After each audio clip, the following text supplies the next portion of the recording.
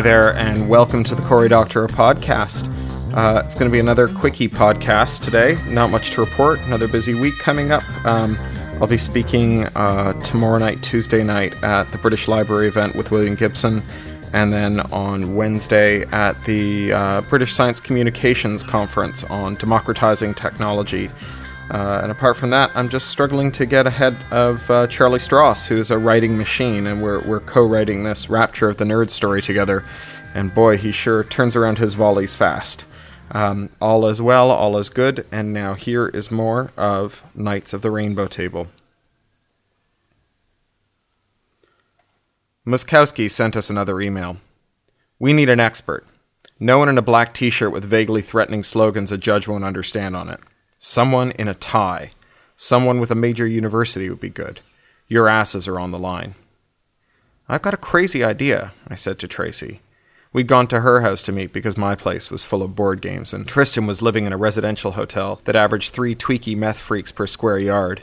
Tracy's rundown bungalow was in a crappy neighborhood, and the water in the faucets ran brown and stank, but compared to us, she was the picture of middle-class respectability.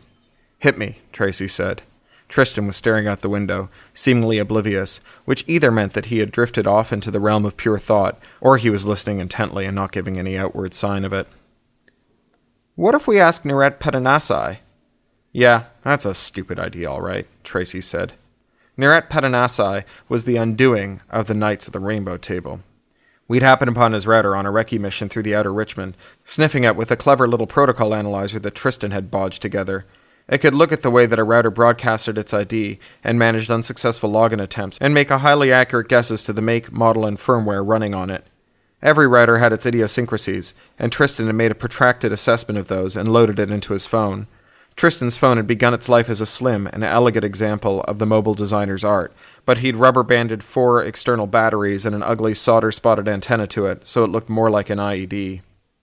But it could spot an out-of-date router at 2,000 yards, snaffle up enough packets to get a lock on its encryption key, blast through the rainbow tables, and have root access in 5 minutes flat.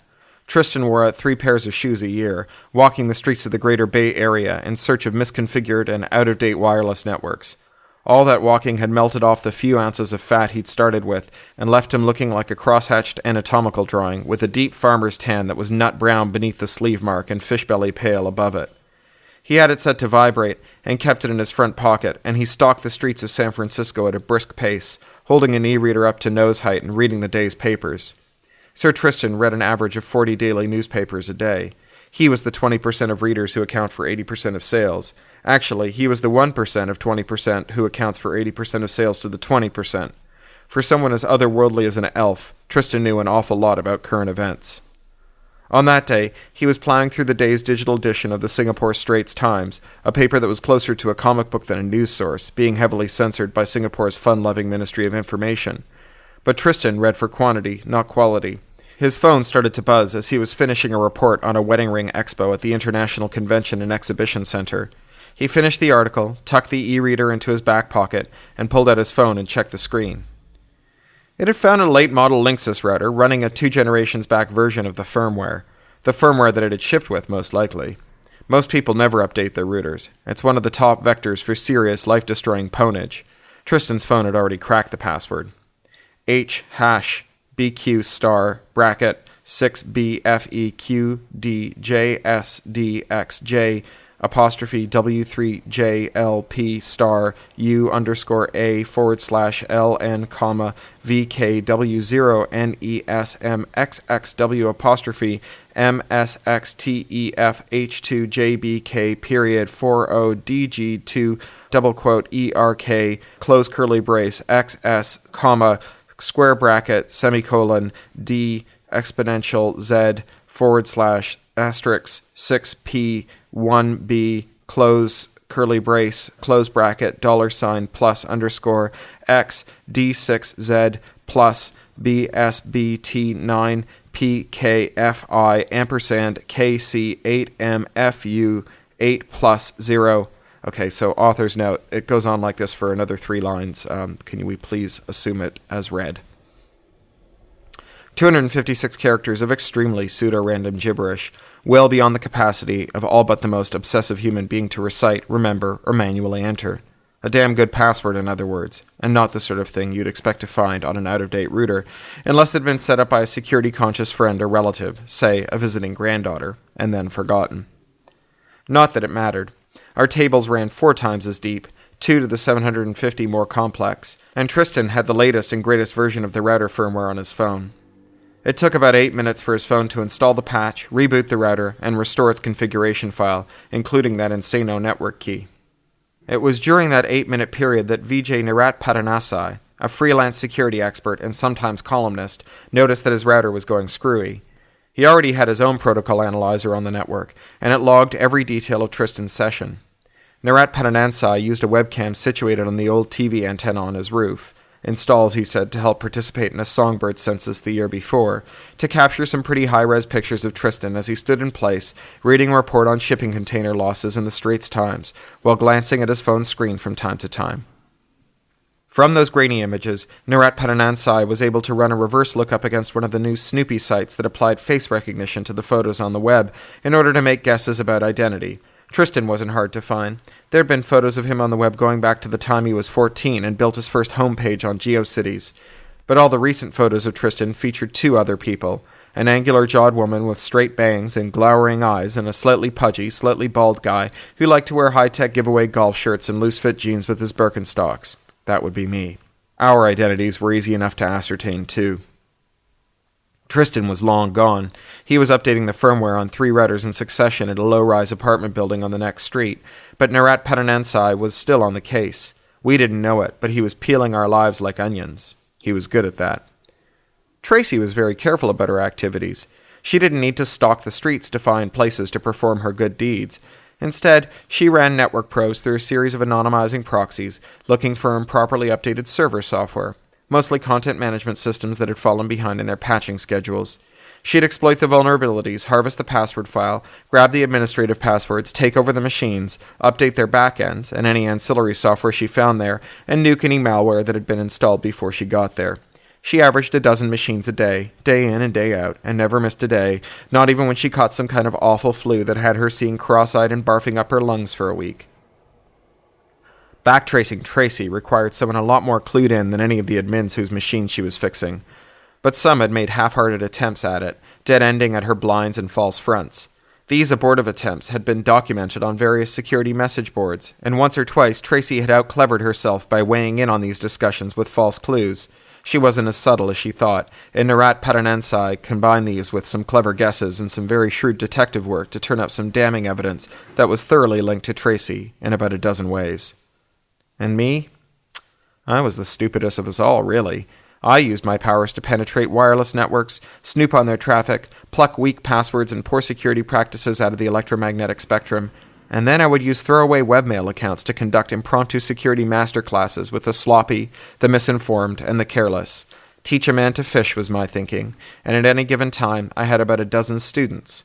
I'd gotten good at approaching people about their security lapses, but it was inevitable that some people freaked and blabbed all over their Facebooks and such about the weird stranger bent on teaching them to protect themselves on the intertubes.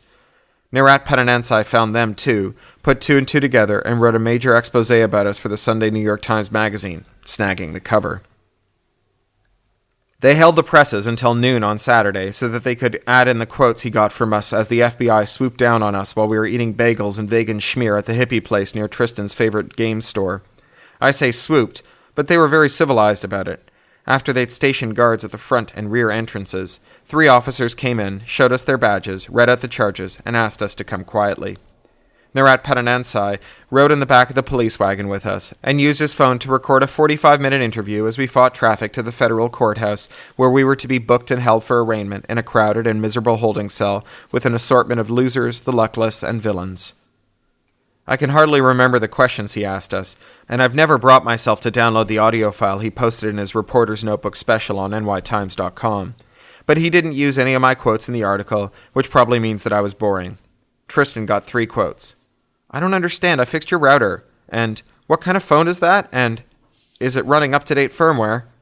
Tracy got 8 quotes, most of them what they used to call unprintable, except the Times printed them, because when Tracy gets angry, she's like a thesaurus of profanity. It's practically poetry, and it's got educational value in a world of dull, unimaginative cursing.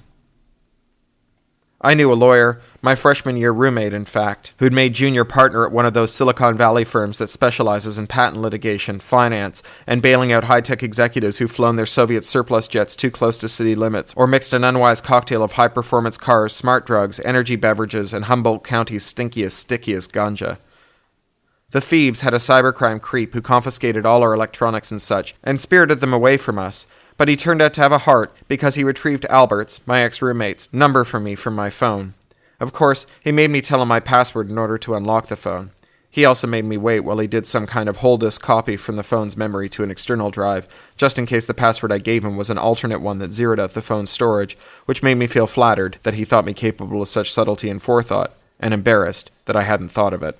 He seemed disappointed when he checked some of the phone's storage after the password had been entered and saw that unlocking it hadn't altered it. I shrugged and wrote down the phone number on my arm with the soft-tip Sharpie that was the only kind of writing implement we were allowed to have. Albert hadn't changed his cellular number in years. He was good like that. And he picked up the phone on the third ring, sounding sleepy. "Hello?" Something about the quality of the line and the texture of the quiet said overseas hotel room. "Where are you?" "France." He blew his nose. "Haven't heard from you in a while." I did the math in my head. 3 p.m. here was 7 a.m. there on a Sunday. "I'm sorry to wake you up. Is there someone you might recommend, a lawyer, for a Computer Fraud and Abuse Act arraignment?" I heard him sit up, fumble with his glasses, a light switch. "Who's been charged?" I said. You? You seem like such a nice boy in school. Where are they holding you?" I told him, and spelled Tracy and Tristan's names for him. "Do you have any money?" "Not the kind that your firm charges," I said. I'd once recommended him to a client that I was freelancing with, and the client had called them up and then pointed out that they were proposing to charge more than his company's entire annual budget just to review a deal. "We'll sort that out, but you need some assets or cash if you're going to make bail. Cars, houses, stocks, your parents' house?" I'd hoped that I wouldn't have to talk to my parents. You seriously think that having a difficult conversation with your parents is the worst thing that's going to happen to you at this stage? Ouch. Well put. All right then. Talk to you next week.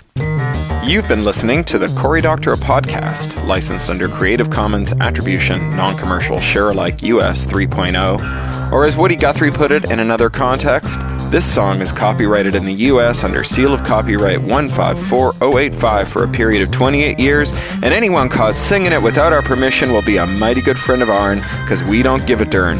Publish it, write it, sing it, swing to it, yodel it, we wrote it, that's all we wanted to do. Many thanks to John Taylor Williams for mastering. That's Ryneck Studio, WRYNECK Studio @gmail.com. John Taylor Williams is a full-time self-employed audio engineer, producer, composer, and sound designer. In his free time, he makes beer, jewelry, odd musical instruments, and furniture. He likes to meditate, to read, and to cook. Talk to you next week.